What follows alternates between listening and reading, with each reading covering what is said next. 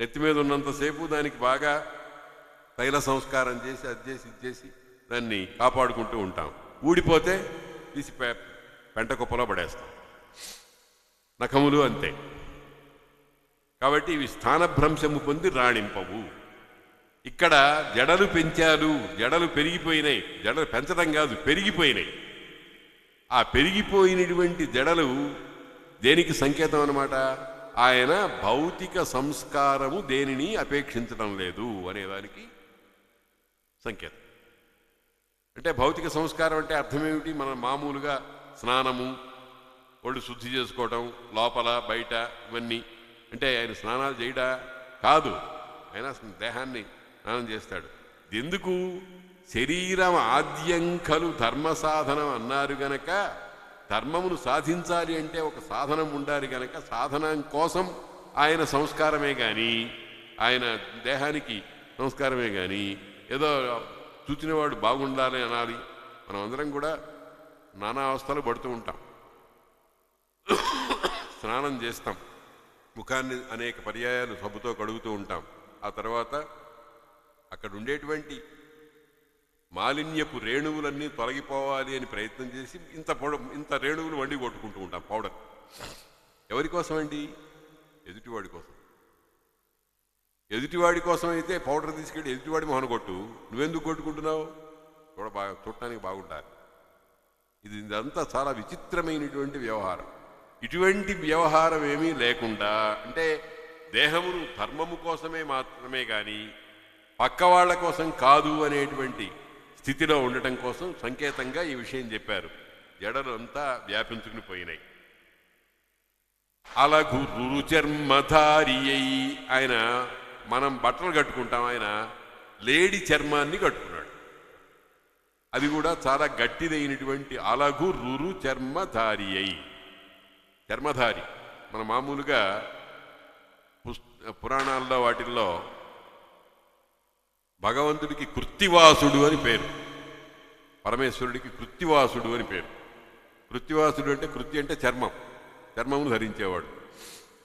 చర్మము ధరించడంలో ఉన్న గంభీరమైన అర్థం ఏమిటి అని అంటే, వాడెవడో చమత్కారంగా ఒక పద్యం రాశాడు.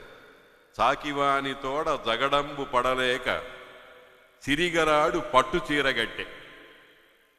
ఆయనకేమండి ఐశ్వర్యం, బాగా సంపద, లక్ష్మీదేవి ఉంది కదా. అందుకని మంచి పట్టుబట్టలు కట్టడం ప్రారంభించాడు. ఎందుకయ్యా అంటే సాకల వాడితో జగడం పడలేక. శివుడు తోలుగట్టే చీయని పైరోసి బట్ట పారవైతే భైరవుండు అని ఒక తాత్వికమైనటువంటి అర్థం కలిగినటువంటి విషయాన్ని చెప్పారు. అక్కడ రురు చర్మధారి అయి, రురు అంటే ఒక రకమైనటువంటి లేడి, దాని చర్మాన్ని ధరించినటువంటి వాడు. ఈ మాట విన్నంతో ఇప్పుడు హేతువాదులు కొంతమంది ఉన్నారు, మహానుభావులు. వాళ్ళు అన్నీ దుర్వ్యాఖ్యానం చేయటమే వాళ్ళ పని. అయ్యా, ఆ మహర్షి గారు రురుచర్మం ధరించాడు అని అంటే దాన్ని చంపే ఉండాలి కదా. దాన్ని చంపాడంటే హత్య చేశాడు కదా. అహింస ఎట్లా అవుతుందండి అది అని ఈ వైపు నుంచి వస్తూ ఉంటారు. కానీ పురాణాలు మొదలైనవి జాగ్రత్తగా భావన చేస్తే ఏ మహర్షి కూడా జంతువుల్ని చంపి వాటి అవయవాలను తీసుకోలే. యాదృచ్ఛికంగా చచ్చిపోయిన జంతువు యొక్క శరీరాన్ని వాళ్ళు అట్టే పెట్టుకున్నారు, దాన్ని ఒక సంకేతంగా. అంతేగాని నేను జపం చేసుకోవాలి, లేడీ చర్మం అయితే చాలా మంచిదన్నారు, చేలాజిన కుశోత్తరం అని అన్నారు కదా భగవద్గీతలో. చేరం అంటే వస్త్రం, అజినం అంటే చర్మం, కుశ అంటే దర్భలతో చేసినటువంటి ఆసనం. ఇది అంటే మొట్టమొదట గుడ్డ వేయాలి, దాని మీద చర్మం వేయాలి, దాని మీద వస్త్రం వేయాలి. ఇది వ్యుత్కరమంగా అని కూడా కొంతమంది వ్యాఖ్యానం చేశారు. కింద వస్త్రము, దానిపైన చర్మము, దానిపైన దర్భల చాప వేయాలి అని. అది వాటికన్నిటికీ సాంకేతికమైన అర్థాలు ఉన్నాయి. కానీ చేలాదిన కుశోత్తరం అని అన్నాడు గనక, ఇప్పుడు దాని మీద కూర్చుని ధ్యానం చేయమన్నారు గనక వీడు ఏదో జంతువుని చంపే ఉండాలి కదా లేడి చర్మాన్ని కావాలి అనంటే అని చెప్పారు. వీటికన్నిటికీ చక్కని సమాధానాలు చెప్పే ఉన్నారు గ్రంథాల్లో.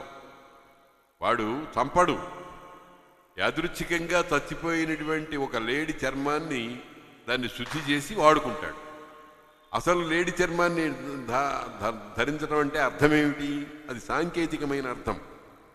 లేడి చాంచల్యానికి గుర్తు, చెంచలం, లేడి చూపులు బెదరు చూపులు అని అంటూ ఉంటామే, అటువంటి లేడి చర్మాన్ని ధరించి దాన్ని కింద ఆసనంగానో లేకపోతే శరీరానికి కప్పుకోవడానికో పెట్టుకున్నాడు అంటే అర్థం ఏంటనమాట? చాంచల్యాన్ని జయించి అని అర్థం. అలఘురు చర్మధారి అయి అరరుచున్న తపసిన్.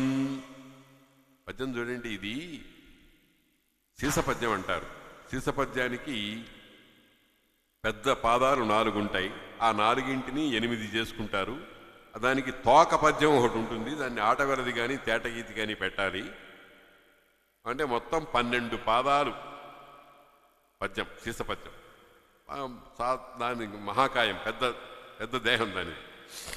అందులో ఇప్పుడు 9 పాదాల్లో ఆ మహర్షి యొక్క స్థితిని చెప్పారు. తర్వాత ఇంకా 3 పాదాలు మిగిలినాయి. అక్కడికి వచ్చాడు పరీక్షిత్. అంటే అర్థం ఏమిటనమాట? అది మహా విషయము, ఇది అల్ప విషయము అని అర్థం. ఇది చాలా చాలా చిన్న విషయము అని. అలరుతున్న తపసిన్ పొడగని, ఆ తపస్సుని చూశాడు. అంటే జాగ్రత్తగా చూశాడు. ఎవడు చూశాడు? ఆకలి దాహము అనేవి శరీరాన్ని వివశం చేసినటువంటి స్థితిలో ఉన్న పరీక్షిత్ చూశాడు. అది గుర్తుపెట్టుకోవాలి మనం.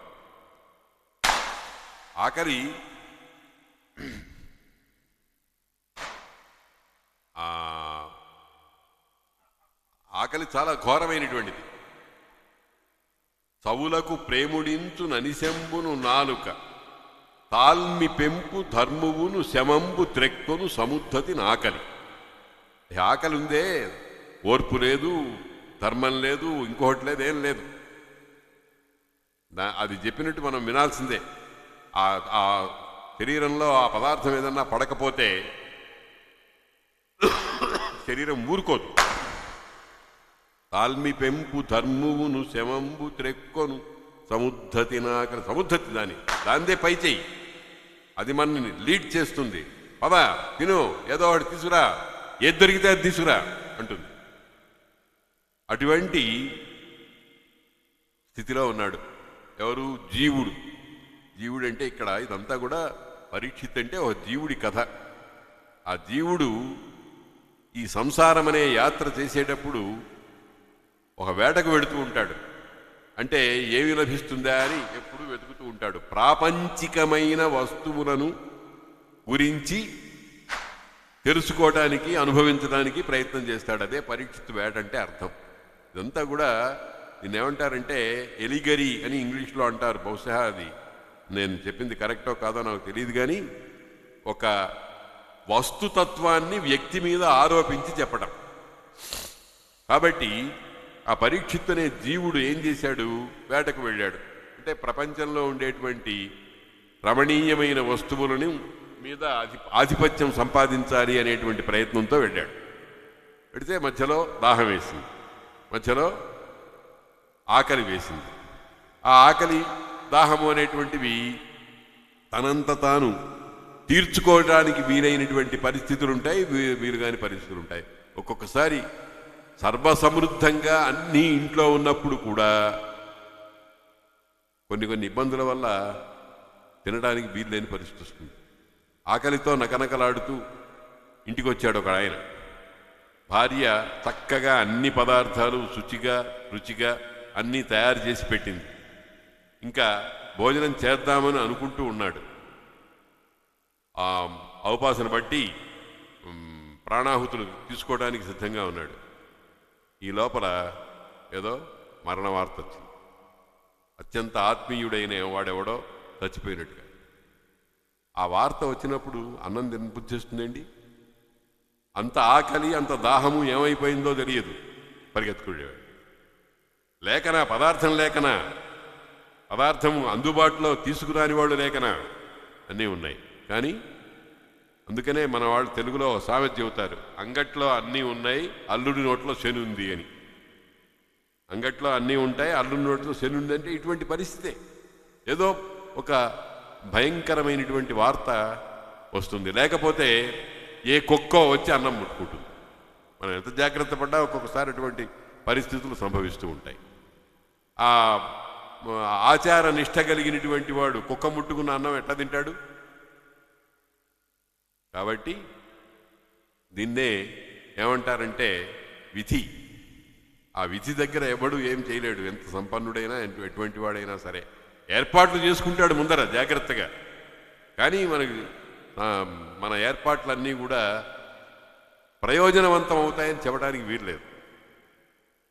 నాకు తెలుసు, నూజివీట్లో మా బంధువుల ఇంట్లో ఓసారి ఇట్లాగే ఆయన చక్కగా అన్నం పెట్టుకుని అన్ని ఏర్పాట్లు చేసుకుని కూర్చుని తినబోతున్నాడు. ఆ పైనుంచి పెద్ద పెళ్ళ, ఇంట్లో పైన ఉండేటువంటి కప్పు పెళ్ళ ఒకటి సరిగ్గా ఆ అన్నం మీద పడింది. అదృష్టం కొద్దీ నెత్తి మీద పడ్డా. మనం చూస్తూ ఉంటాం ఇటువంటి స్థితులు ఎన్నో. అయితే ఎక్కడో ఒక చోట జరుగుతాయి, కానీ జరగవని లేదు. కనుక ఈ పరీక్షిత్తు ఆకలి దాహము. పరీక్షిత్తు అంటే ఎవరండి? మహాచక్రవర్తి, శ్రీకృష్ణ పరమాత్మ అంతటి వాడు, ప్రాణాలు పోసి బతికించినటువంటి వాడు. వాడికి దాహమును ఆకలి ఏమిటండి? జాగ్రత్తగా చూసి కథని మనం సమన్వయం చేసుకుంటే అటువంటి స్థితిలో వాడికి ఎందుకు కలిగిందండి? వాడికి ఎందుకు కలిగింది? ఎవడు కూడా నేనేమనుకుంటే అదే జరుగుతుంది అనేటువంటి